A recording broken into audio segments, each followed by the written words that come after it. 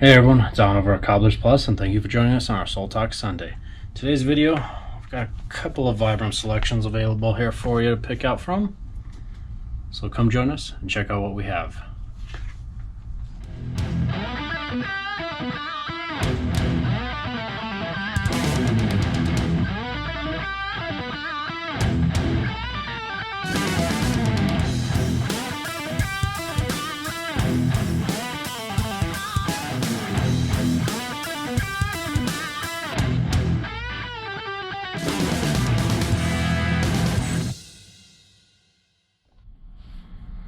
So again, thank you for joining us in our Soul Talk Sunday episode. And in today's video, we're going to be talking about a couple of Vibram soles that are kind of new, but at the same time old. In other words, that have been around for quite some time. A few of them are kind of revamped, in other words. So we're going to start out with one that has been basically revamped. It's been around for quite some time, but it was never really that popular, I've noticed, in the cobbler industry. But it just started blowing up, especially since they start bringing it back with more colors from their Sole Factor line, and it looks like they're going to continue on with this sole. So we've got the Lienz 2094, which is a sole that's got kind of a neutral grip. In other words, right here, it's not too crazy, kind of lower profile, nice fine line edge, reinforced toe, and it's got that 90-degree heel there, obviously reinforced on the heel, and then same thing on the heel area as what the sole has on it. It's a little bit of a thinner sole. It's got a good amount of flex in here. This sole, I've actually, not this exact same one, but very similar sole, comes on Vibram shoes as an option on certain models. It's a similar pattern, and it's just got Vibram's logo on it. The only difference is Vibram's in particular, I've noticed, it's a little bit thicker, but it's a very soft crepe material, and I just don't know how well that stuff is going to even hold up. I don't even know how it holds up. But this is actual rubber here. To kind of get that out of the way, this one, it's the XS City material is what they call it. So it's one of those materials that's got a good grip on it and kind of a good durability and comfort overall because of how flexible it is and everything. So it's kind of a little bit of all three worlds, basically, with comfort, durability, and grip as well. It doesn't stand out anywhere in any one of those categories, but it has a perfect balance of all three in it. Now, because this sole is a little bit thinner here, it is kind of designated for something that might be a little more low profile, or if it has a thick midsole on there.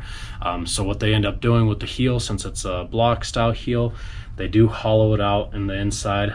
Don't be freaking out. Obviously, they have to hollow it out. If you have a low profile loafer that's just a slip on, imagine having this on your shoe and then all of a sudden when you're walking, this thing is wanting to pull the entire heel down and your shoe just keeps slipping off or slipping up and down. So obviously that has to be hollowed out. If it was solid rubber, yeah, it might be great for durability, but you're gonna have problems with it. But considering that fact, there is a very wide wall around here. It's nearly 5/8 of an inch around the edges. So by the time you do wear out into that hollow point on the heel there, you probably would have worn down that area of the sole, whether it's the ball of the foot, the toe, or one of the sides, and it's regardless time to replace that sole. So it's nothing to freak out about and worry about. It's definitely one thing that needs to be done in a number of heels that are rubber like this. It's not a blown crepe, so it's not very lightweight. It's just straight rubber, basically. Now, thickness wise, and I do have to grab my catalog. As you can tell, I got my laptop and my catalog here. They don't have all the information on here and on here that we need. So thickness wise, we're looking at the forefoot at 5.8 millimeters and 19.6 millimeters at the heel. So it's definitely thinner at the ball of the foot there and fairly decent at the back of the heel. So you get a nice long lasting sole that has a really low slim profile look to it and will accommodate a number of great casual and dress shoes out there, both in men's and women's, depending on obviously the styles of them. As far as colors go, you can tell here we've got, hold them up for you, we've got black, oops, almost dropped that, black, red, white, and blue. And it seems like those are the colors that they're going to continue on because it's in their new Vibram catalog here. So it looks like they're going to continue on with this particular sole, which is great.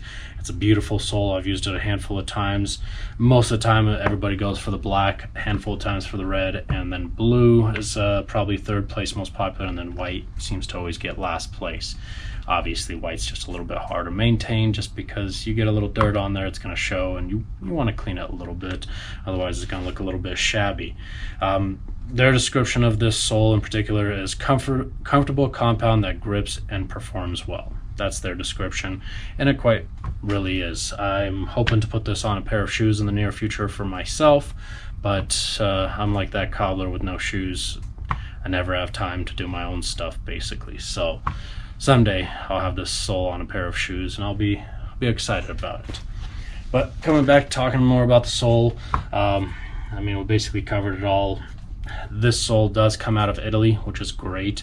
I love the Italian made stuff. It's got a different feel. It's just something different about it. So I definitely like some of the soles that come out of Italy, and you hold them in your hand and you're like, I think I know which country of origin these ones are from. So definitely feel that in these ones for sure. So great thing. And it says on the inside here, you wouldn't be able to see it if you get your shoes resoled, but us cobblers, we can see it. Made in Italy. Kind of cool. So that's that sole for you. And again, that was the Lienz, Lienz 2094 model. Obviously I'll put that in the bottom of the video here describing what model it is exactly. So let's move on to the next sole. Before we move on to the other sole, I almost forgot to mention sizing on this one. Sizing is a little funky, I guess you can call it. So there are a total of 4 sizes available for this sole. It goes 056, 076, 091, and 112. So kind of an odd sizing chart, in other words, but that's how they have it marked.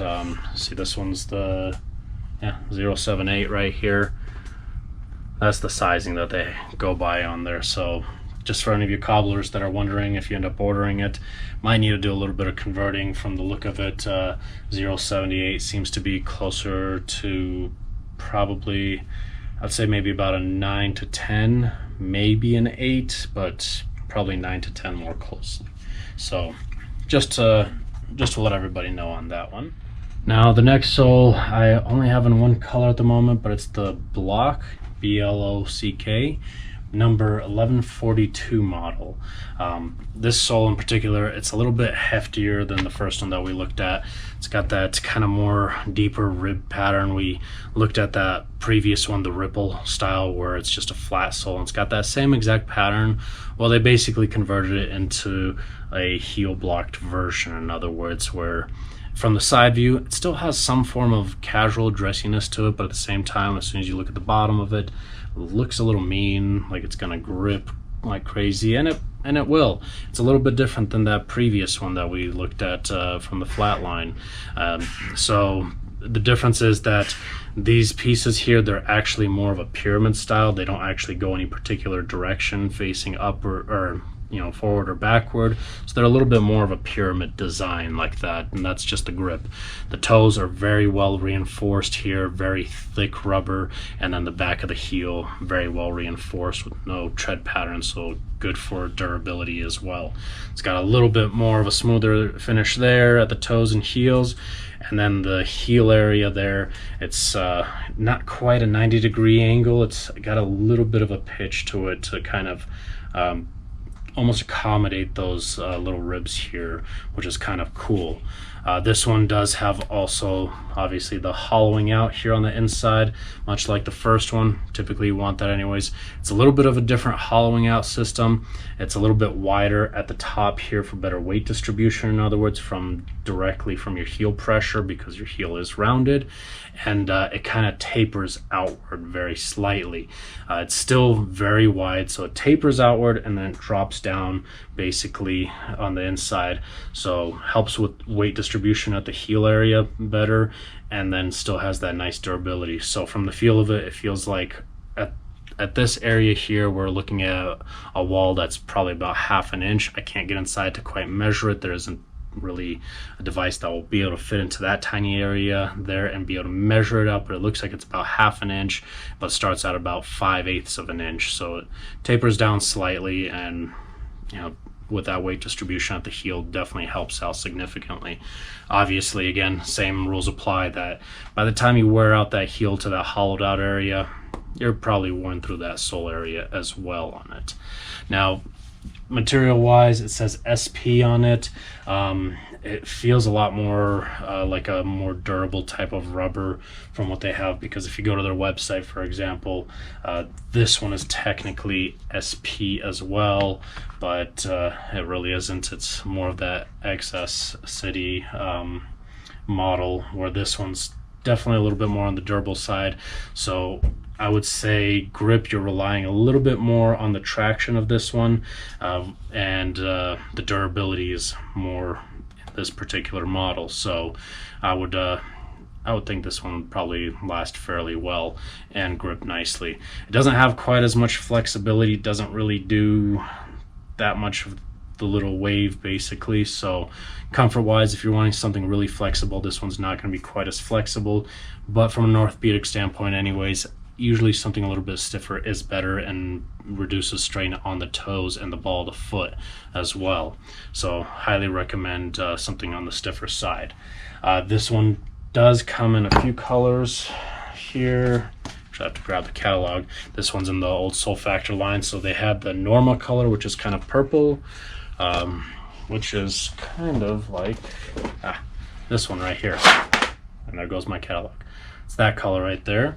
And then the Grigio, which is kind of like a off-white, almost gray, light gray, and then black obviously there.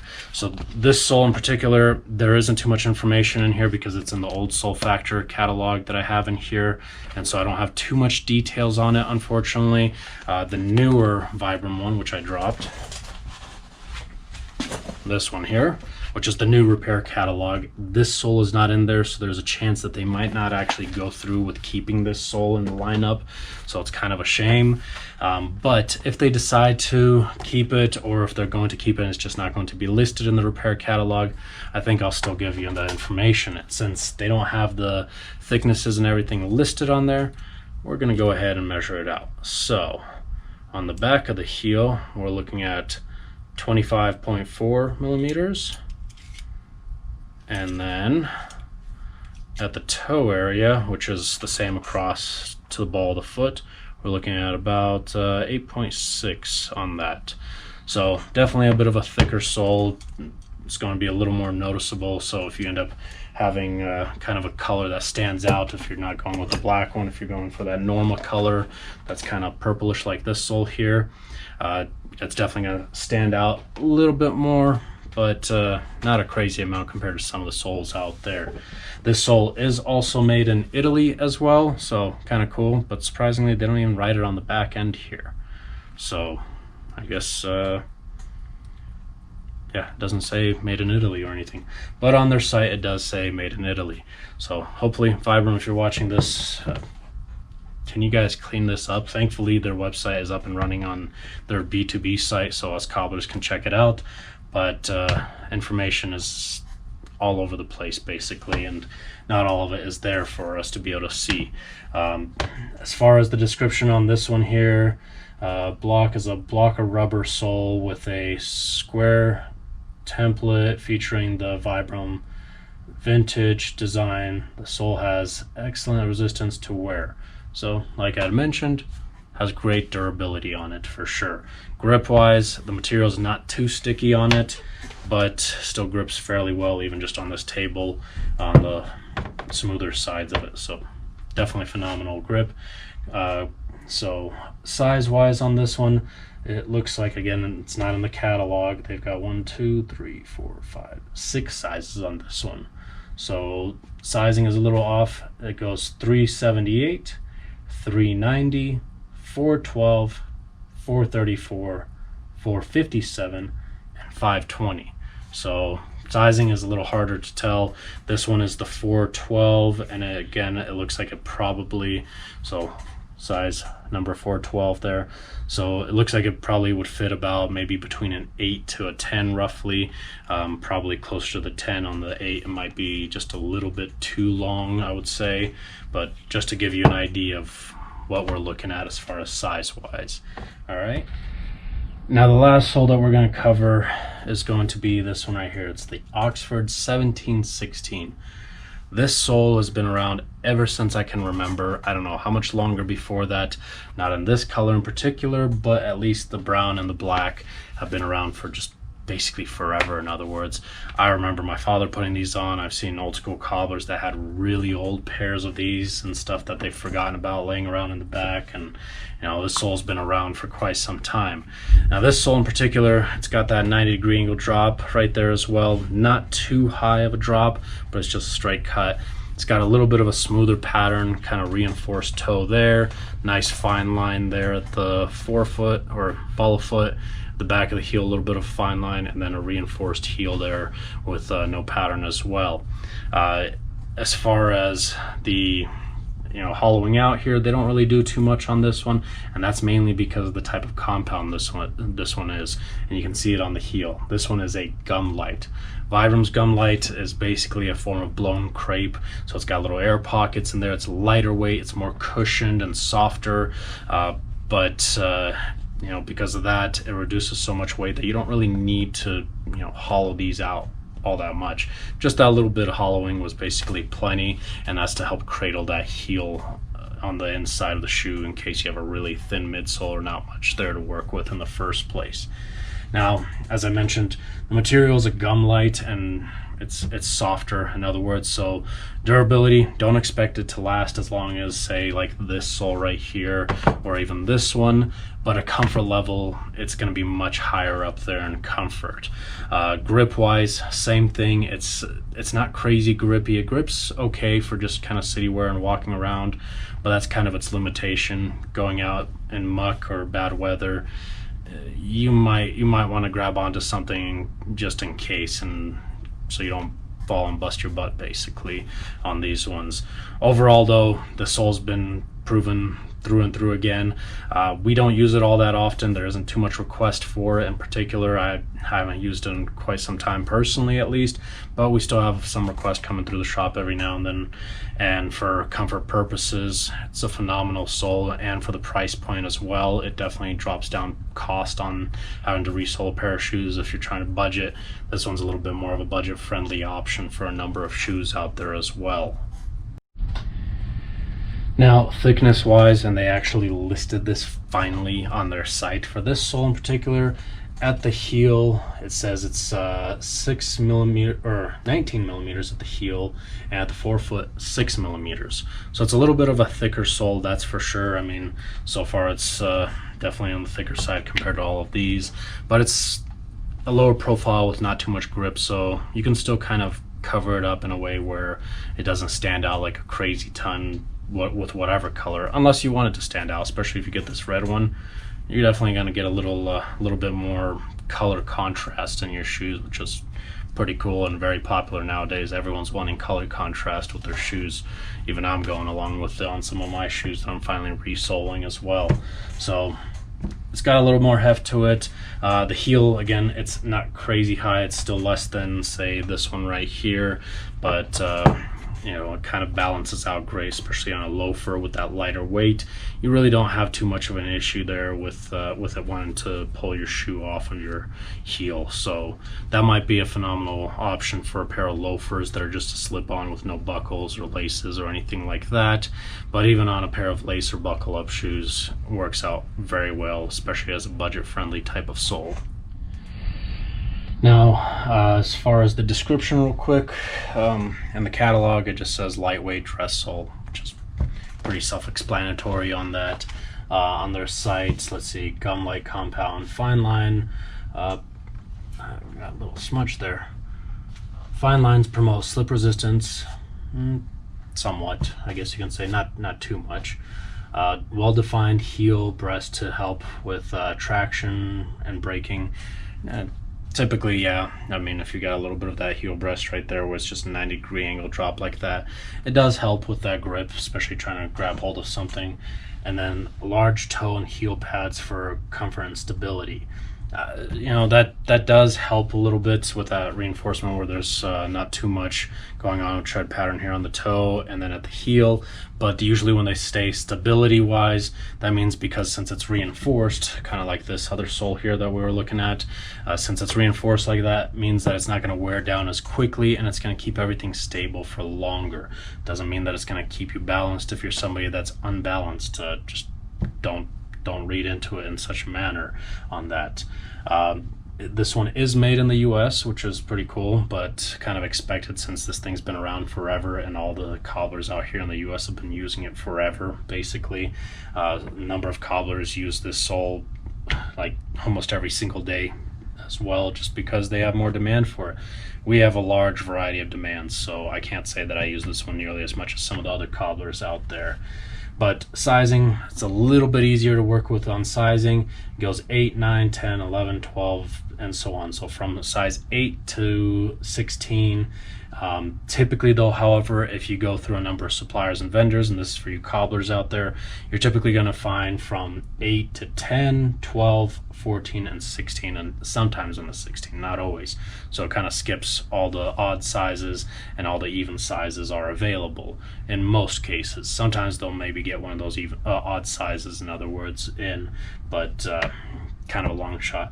I honestly don't even think you really actually need it because, again, and this is for cobblers, but for those of you out there who aren't cobblers, you need to understand that these soles never fit exactly. They're supposed to fit a little bit larger. We have to trim them out, sand them and everything, and so needing that much size options is not necessary.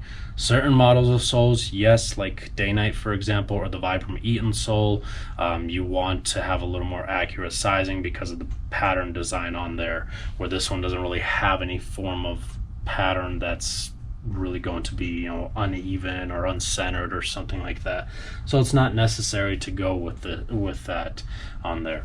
Colors, obviously you can tell there are 3 colors. There's the brown and the black, they've been around forever, and then the red. I honestly don't know when the red came into play necessarily on these ones.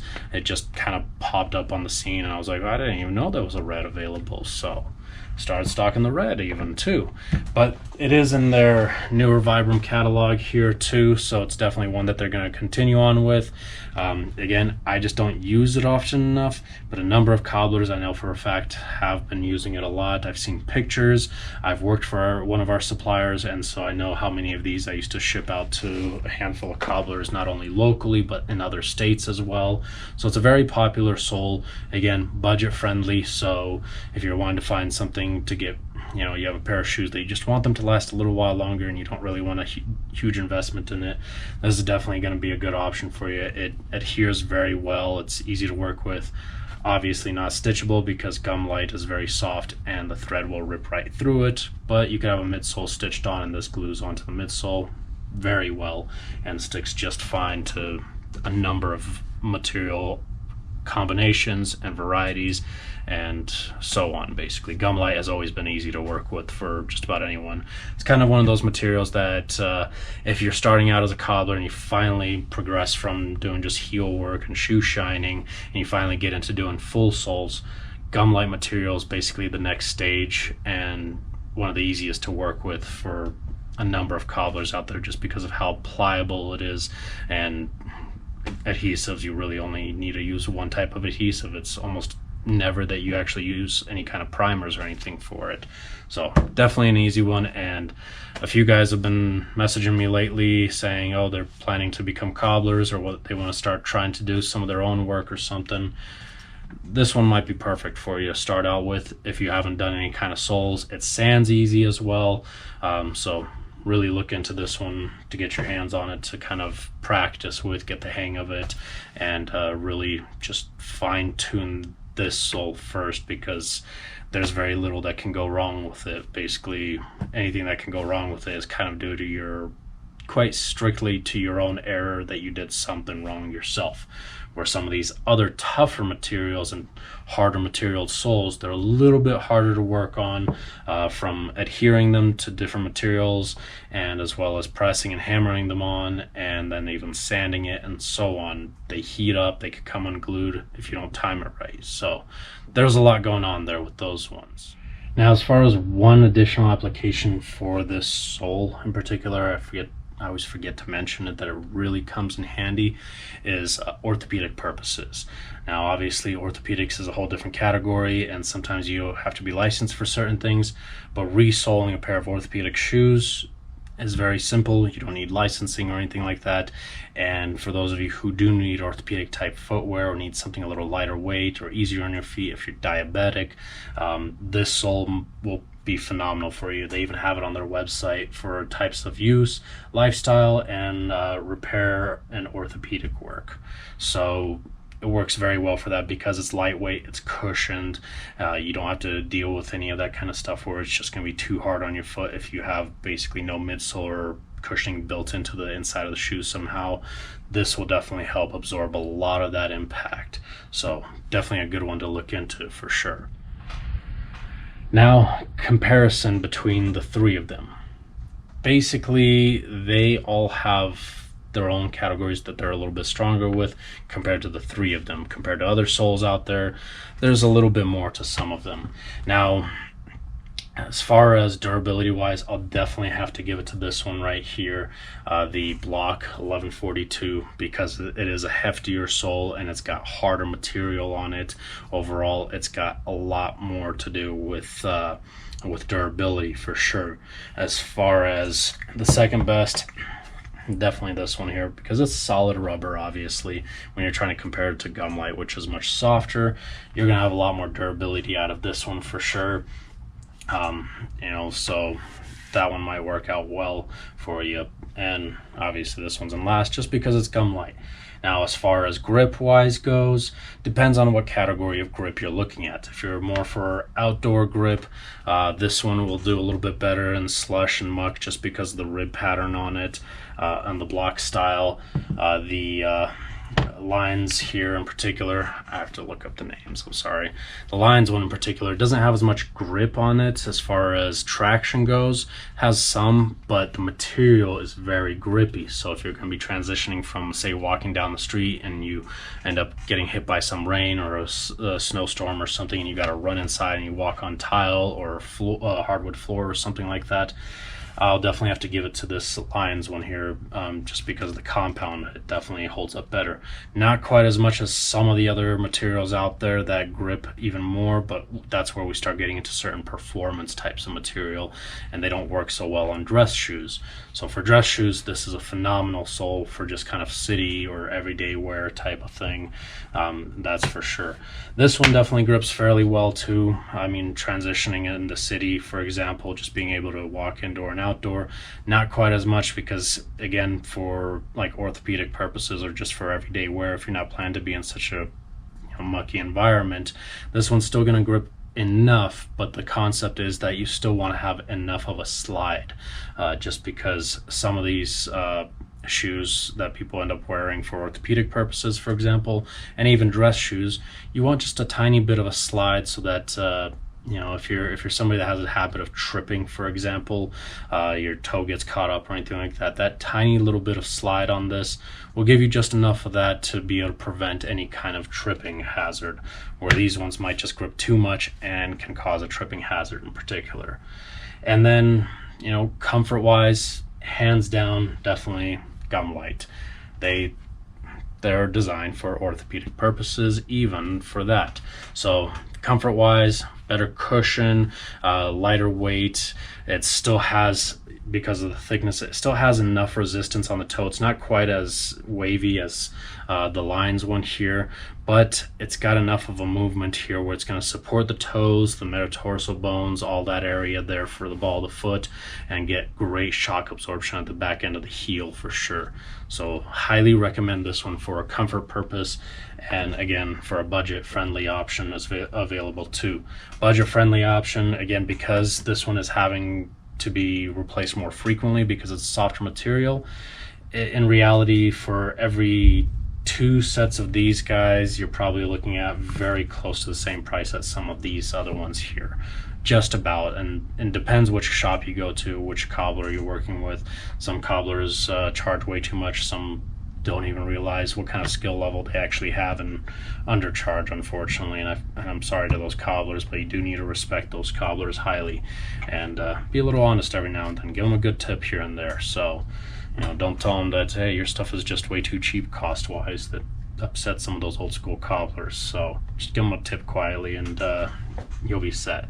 Next one after that gum light one here, definitely the Lienz one, just because it's got a little more flex to it, and because of the type of rubber, it does have just a little bit more shock absorption on impact at the back end of the heel. Personally, again, I don't like too much flexibility at the toe, but when you combine that with, say, a thicker midsole, whether it's composite or a leather midsole, for example, you get a little bit of that toe resistance. And at that point, I would actually go for a leather midsole personally, just because I'd prefer a little bit of stiffness in the toe area. Don't want to overextend those toes and overstretch them because of that. And then obviously this one, because of how hard the material is, it's not quite a comfort type of sole. It's a little bit more of a dress to performance type as well, and durability. So that kind of gives you an insight of what these soles look like for you. Now, I hope you enjoyed this video. Thank you for watching. If you did like it, give me a thumbs up. If you have any questions or comments, leave them down below. And don't forget to subscribe if you haven't already, and hit that notification bell icon to be notified when we have our next releases on videos. We are trying to get around to being able to post more efficiently and back on our schedule, but due to some technical difficulties sometimes, unfortunately I can't get them up in time for everybody to be able to see all at once, and I'm trying to get ahead of that game and try to figure it all out. But sometimes those technical difficulties really mess everything up, and I'm stuck trying to fix it for the next few hours. But hopefully we'll be back on track, and I thank everybody that's been joining us and watching all the videos. I greatly appreciate it. At the time of this recording, basically I'm almost at 3,000 subscribers, which is phenomenal. I didn't expect that.